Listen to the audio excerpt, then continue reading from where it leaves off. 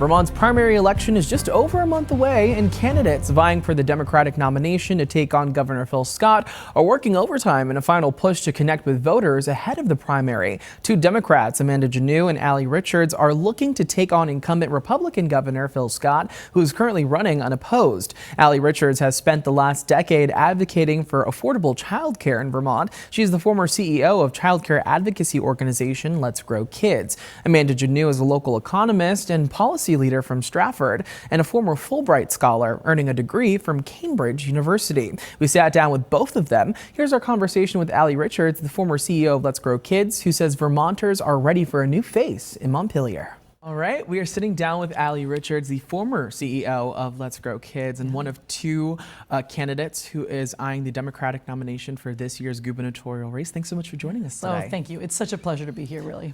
When it comes to your experience, much of it is credited to your work in advocacy when it comes to childcare and early education.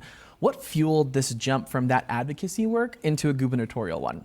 Well, great question. I mean, I spent the last decade of my life bringing people together around a really concrete goal: high quality, affordable childcare. It's good for humans, it's good for the economy, it's good for our kids. Really getting the business community leading together with that. When I took a breath, we put ourselves out of business on deadline, saying we're going to do this thing in 10 years, and we really got it done. Most significant childcare bill in the country, and it's working. I took my head up from that and thought, oh no, everything else we care about in the state of Vermont, housing, healthcare, education, kind of in a 5-alarm fire. And honestly, in the same 10 years I've been working to solve the childcare crisis with so many other Vermonters, every other measure in the state of Vermont has gotten less affordable. So I realized we need that same kind of focus and elbow grease we took to solving the childcare crisis to these other things we all care so deeply about. You mentioned, things like housing, education, and things that, Vermonters talk about almost on a daily basis. Was there a specific, instance for you or a specific issue that really fueled you and said, you know what, I'm going to go for this in 2026. This is what I want to do? No, I had not been planning to do this. I really had not. I had folks calling me up from the childcare movement, moms, saying, we need someone that's going to fight for working families. We need a reason to hope. And they were the ones that got me thinking, oh my gosh, do I really need to jump into this thing? It was not on the bingo card, you know what I mean? And so when I look around and I see Vermont's really not a stable economy, so much of what we did in childcare was to allow young people to afford to live here. And when I hear from people pretty much every day, they can't afford a house, they can't find a house, they can't afford to be here with healthcare costs crushing us, highest in the country in the last 10 years we've gotten. So it's really this idea of stabilizing our economy and understanding it so deeply from just being in community with Vermonters for so many years. When it comes to this race, as we look ahead, if elected in this August primary, you'd be going up against incumbent Republican Governor Phil Scott, who has a lot of popularity. He tends to win by wide margins. Why do you feel like this time might be different? Look, I say I'm running with a lot of respect. Thank you for your service, Phil Scott. But if you can't afford to live in the state of Vermont, you got to ask yourself, is it time for a new approach? And I think a lot of Vermonters are asking themselves that. The governor's been here for 10 years. He helped manage us through COVID. But if he wins again, he'll be the longest serving governor in the history of Vermont. That's 12 years. And it's one of those things, try again. If it's not working for whatever reason, right? The constant has been that he's been the governor. And so we really do need to think about how we're going to change things, turn them around quickly. So I think Vermonters are ready for a change. I think they're ready to sort of demand that this isn't the way it has to be in our home. We can actually stabilize our economy, grow our base, invest, in the things that we care about, and really go into sort of a growth moment for the state of Vermont, which I think we desperately need. Yeah. In terms of looking ahead, let's say you get to November, you get that nomination, you end up, getting to the chance to serve as governor. What are some of the things that you would want to do differently right from day one? From day one, I actually want a bill on my desk that streamlines smart regulation, okay? I actually think you talk to anybody and they'll tell you the 5 things that aren't really protecting people or the environment that are just gumming up the works in whatever sector it is, right? So just smart government, lean. And I also want to have an Office of Rural Prosperity, a cabinet level position that says, look, we can have these great ideas, really good goals, but what are they going to actually look like on the ground for Vermonters? And if they're not making their life easier, we got to make sure we're not pushing anything through. You know, we have a lot of burdened Vermonters right now with a lot of costs crushing us in every dimension. And I think we really need to understand that. And when we make policy, we have to make darn sure that they're going to do the things they actually are intended to do for Vermonters' lives. Yeah. You talk about some of those places where folks are feeling the pinch, and we see that in housing, we see that in property taxes, we see it in education. What would your approach be to lowering costs for the everyday Vermont family?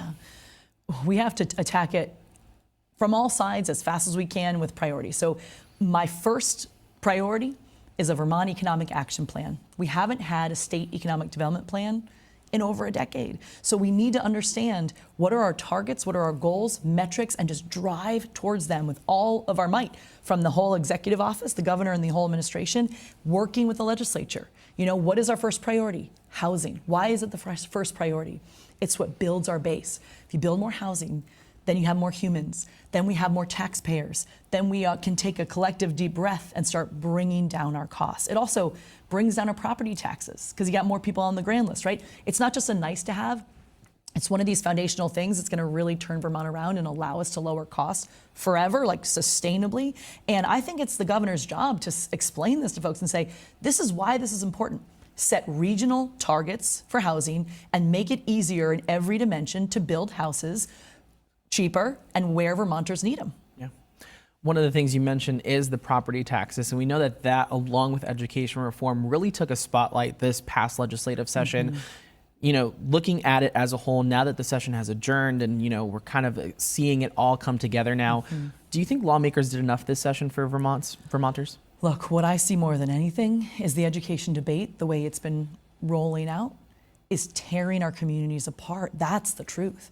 Everywhere I go and every person I've talked to in Vermont the last 2.5 months since I've been running, it's not working, you know, and I think that's because we haven't had a real goal.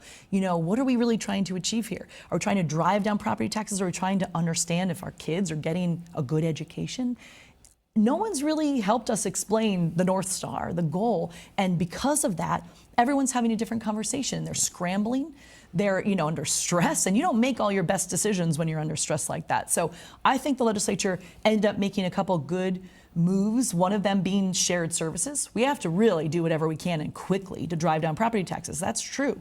But also, let's not lose sight of the kids' education is one of the best things we can do for our long-term costs, you know, and it's so critically important. So I really think, you know, that the legislature, you know, looking at these shared services, that'll help, you know, I swear nobody cares who's buying the toilet paper.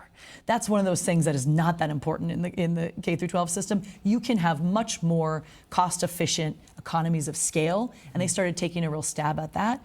But the truth is, you know, we have to have a conversation together as a community and have state government help these communities. How can you find savings? Here's how your neighbor saved money. Here's the questions to ask. Here's some data. Here's some support in doing the work that you understand best in your own community. What's your stance on the consolidation? Do you think it's a right approach? Do you think that there's a better conversation to be had in terms of how we think about going about this issue? I know some folks have different opinions when it comes to maybe elementary schools versus bigger schools. Where's your stance on that? Yeah, well, right now it's sort of a mad scramble, and so there's no logic to it, and I think that's a real problem. So if you've seen one district in Vermont, you've seen one district in Vermont. That's the problem. So when the state comes down with these blanket mandates, they don't trickle down properly. And so I think, you know, when I've been traveling and visiting a lot of schools, oftentimes those elementary schools don't actually cost that much to run. And if the kids are getting great educations and the families are happy there, that's not where we should be putting our energy in trying to sort of close those schools down, right? And they're the heart of the community. I think as you get older and you move into high school, that's where you really see, you really need to make sure you've got a physics program and you got AP history, right? And that's where you're going to find some probably more collaborations make sense. But I think, again, we empower communities to have the tools and they will act quickly. A lot of them are trying their best to do things fast, but they're not really getting much support. When it comes to looking ahead to the primary election, you are, again, one of two candidates who are eyeing that Democratic Party nomination. Amanda Jannou is also running. When it comes to Democrats who have kind of maybe lost faith within the party up until this point, or having trouble deciding who would be the better candidate in this instance. What do you want them to know, especially as early voting gets underway and they have to start making those decisions? Yeah. I'm a problem solver with a proven track record. I'm not afraid to change a system if it's what Vermonters need. I think we have to be bold. I think we have to be, courageous to come together around these goals that we know will work for Vermont. And that's what we did. We brought humans together across party lines, all backgrounds, and really delivered a result on the ground until it was done.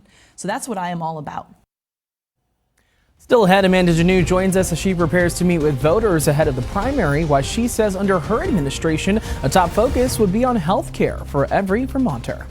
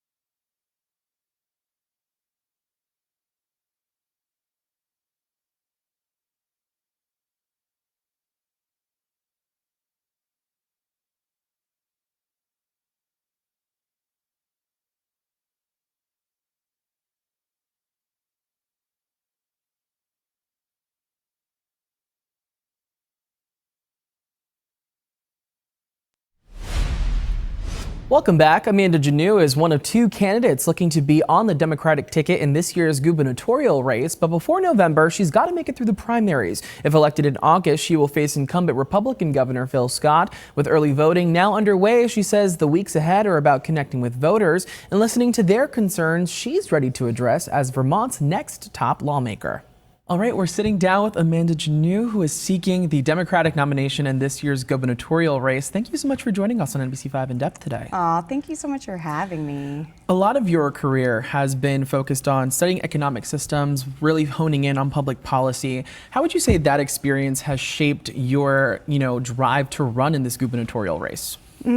Well, I think what we're witnessing right now, both in the state and nationally, a lot of our economic and political challenges are because of this growing concentration of wealth and power. And a lot of what I've worked on is with governments to develop longer term economic strategies to really support their local businesses, build more diverse and resilient economies. And I think that that's something we really need in this moment to make sure we have the security to stand up and push back. Any particular reason that now seems to be that moment for you in 2026? Oh yes, the fascism. I would say that was a big part of my motivation, just looking at the national situation and then also looking at how important states are in this moment, both as a bulwark of against authoritarianism and a living laboratory of democracy. And just watching this year's focus in Montpelier on school consolidation while our healthcare system's collapsing and our communities are being hollowed out because nobody can afford houses or healthcare or food or energy, and recognizing that so much of my work has been around building robust and thriving local economies and wanting to provide those skills to our state now. The next couple of weeks are going to be an uphill battle. We're facing that primary. Early voting is now underway. If you were to receive that nomination, you'd be going up against incumbent Republican Governor Phil Scott, who tends to have a really high popularity rating. He tends to win by wide margins. Why do you think that Montpelier is ready for new leadership in the 2026 election? Yeah. I can just say from the campaign so far that I've just been amazed by the level of grassroots enthusiasm and support. We've had nearly 800 people sign up to volunteer, many who have never been involved in politics before. And I think it's a testament that we're all really yearning to be part of something that feels proactive right now and not just reactive. And I think we felt like we've just been in a managed decline for about a decade. And if I win the nomination, I feel really confident we're seeing across this country this incredible wave of new time progressive Democratic candidates beating entrenched establishment incumbents because people are ready for change. They don't want politics as usual, and that's the sense I'm getting in Vermont as well. When it comes to that sentiment, almost, I think a lot of folks, kind of to what you've mentioned before, kind of seeing the state of the country that we're in, have somewhat lost faith in the Democratic Party. As someone who is, trying to kind of bring that energy back, what do you think the party needs right now? And I get it, honestly. Like, the parties, I think the two-party system, the Democrats have been too aligned with corporate interests for a long time. But we're seeing this moment of opportunity for the Democratic Party to once again realign itself with working people, with the fundamentals of the things we need, and showing that government can actually deliver that, not just raise taxes and make everything a little bit more complicated. You mentioned earlier some of those issues that Vermonters talk about almost daily when it comes to education, consolidation, property taxes. Just about anywhere you go, you're hearing Vermonters who are kind of under the pinch. What would be your top priority on day one under a new administration, kind of looking to tackle some of those issues? Well, I think on day one, the first thing is healthcare, because that's actually the root of a lot of our education spending, pressures it's putting on our state budget, our families, our businesses, and we already have passed a universal healthcare legislation. It's just a matter of implementing it. And as I've been traveling around the state, asking communities, what are the things you're most proud of? We can see that they're already practicing the solutions. So we have towns like Tunbridge that have just hired their own town nurses. So let's just bring back small town doctors, nurses, mental health providers to all of our communities and ensure that first free system of healthcare so people don't have to worry about insurance or have costs as a barrier to good healthcare. One of the other issues that Vermonters tend to talk about is, again, on top of healthcare, is that education, consolidation, property taxes, which basically took center stage this past legislative session. And now that a session has adjourned and we're kind of seeing it all kind of come together, based on your standpoint, did the legislature do enough this legislative session? I mean, I'll be honest with you that I was born and raised in rural Vermont, and I went to one of these small schools. There was like 13 kids in my grade. And so I really want to protect our small schools as the community hubs that they are. And the issue of property taxes, I believe, should actually be dealt with through property tax reform. Because right now, we should be taxing second homes, vacation rentals, luxury estates at a higher rate to reduce the property tax burden on working and middle-class Vermonters, and actually getting to the root of the property tax structure rather than cutting public education funding and closing our small schools. You've talked about, your concern about closing small schools. Where do we begin to assess the issue here in terms of finding a balance between preserving these smaller communities and being able to control cost? Well, I think that a really exciting model that we've also been seeing around the state is this idea of community schools. And so when we talk about schools as important, not just for our kids, but for our communities, we have this pilot of schools that are integrating a lot of these wraparound services like free healthcare and social workers, continuing adult education, food banks, et cetera. And by integrating more state and nonprofit services in schools, we can not only protect them, but actually provide a diversity of revenue sources to them so that we can make sure that they're thriving and the kids and communities are getting basic foundations that they need to thrive. As we know, early voting is already underway, which is an exciting time. It's hard to believe that the August primary is coming up, but in terms of the next couple of weeks, obviously you are one of two candidates who are vying for that Democratic nomination. Allie Richards is also running.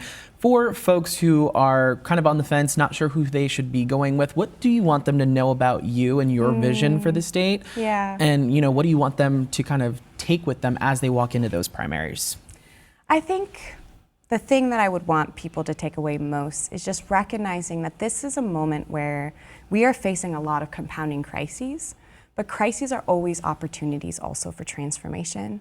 And we can be the state that shows that universal health care is possible, that housing is a human right, and that actually decentralizes a lot more power and decision making back to our communities so that we have the security and participation we need to push back against this administration and stop fascism before it's too late. Yeah.